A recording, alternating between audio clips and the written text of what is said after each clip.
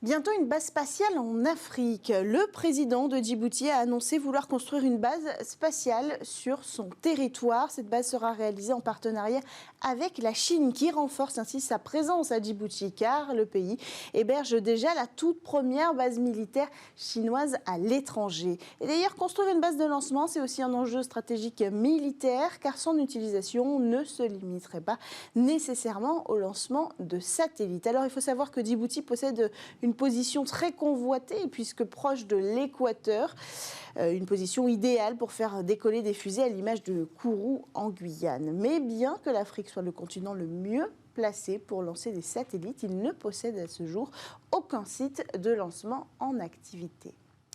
Autre actualité, Bercy et la mission French Tech ont dévoilé les promotions 2023 du Next 40 et de la French Tech 120, sélection qui met en lumière les startups les plus prometteuses du pays.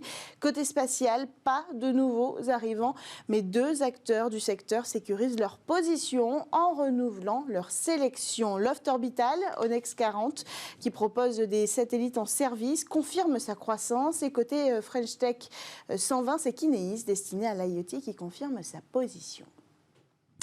Échec de lancement pour le Japon. Le lanceur spatial japonais de nouvelle génération H3, qui devait connaître son vol inaugural le vendredi dernier, a raté son décollage. La raison, une apparente défaillance de ses propulseurs d'appoint. La JAXA est réputée pourtant pour sa haute fiabilité des vols, mais elle a déjà connu en octobre dernier un échec avec un autre de ses lanceurs d'une gamme de plus petite taille, Epsilon.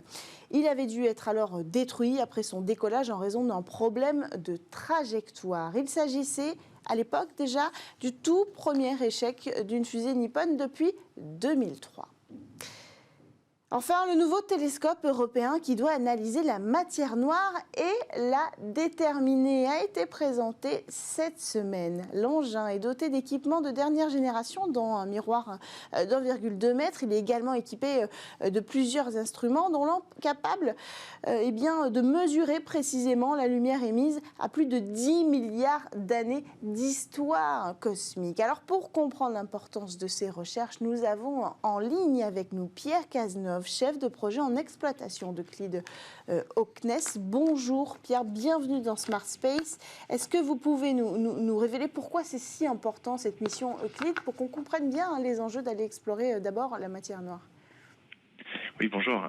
Donc la mission Euclide est destinée à étudier ce qu'on appelle l'univers sombre, puisqu'en fait il faut savoir que selon les modèles cosmologiques actuels, de tout ce qui contient l'univers, on en connaîtrait 5%, la matière visible. Ensuite, il y aurait 25% de matière noire, donc une force de gravité qu'on ne voit pas, mais qui permet de faire tenir les galaxies entre elles et les étoiles au sein des galaxies.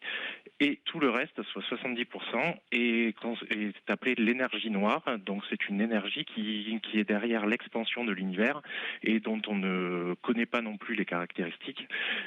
Donc l'objectif de la mission Euclide est de venir essayer de percer ces secrets autour de la matière noire et de l'énergie noire, voire de remettre en cause ce modèle cosmologique qui pourrait aussi se révéler ne pas tenir une fois l'intégralité de la mission et du relevé Euclide effectué.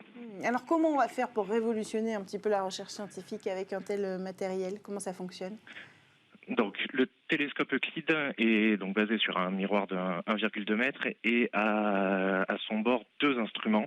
Le premier, c'est l'instrument VISE, donc c'est un imageur dans le visible très grand champ, et il y a un spectrophotomètre infrarouge aussi à bord.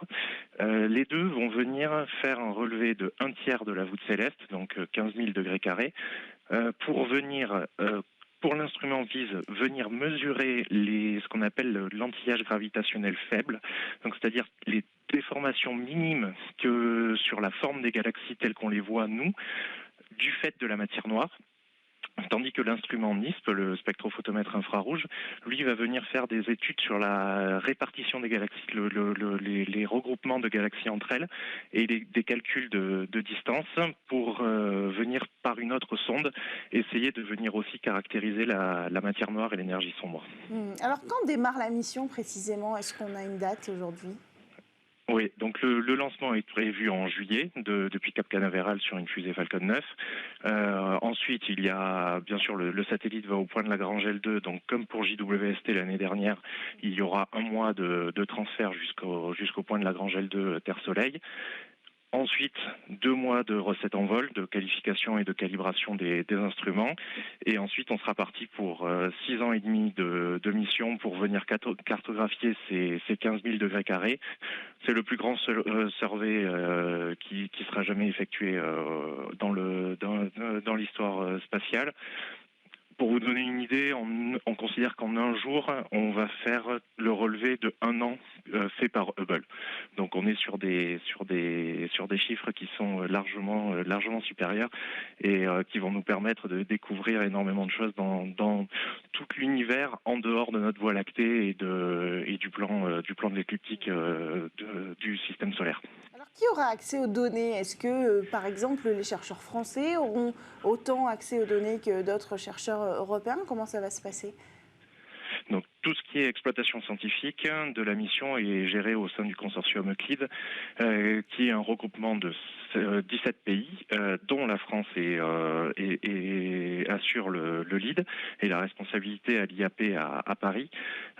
Donc tous les chercheurs français membres de la collaboration auront accès aux données en priorité. Et ensuite, tout au long de la mission, il y aura 3 publications de données publiques, à l'image de ce qui est fait sur Gaïa avec les data release 1, 2, 3 l'année dernière et la DR4 qui est en préparation.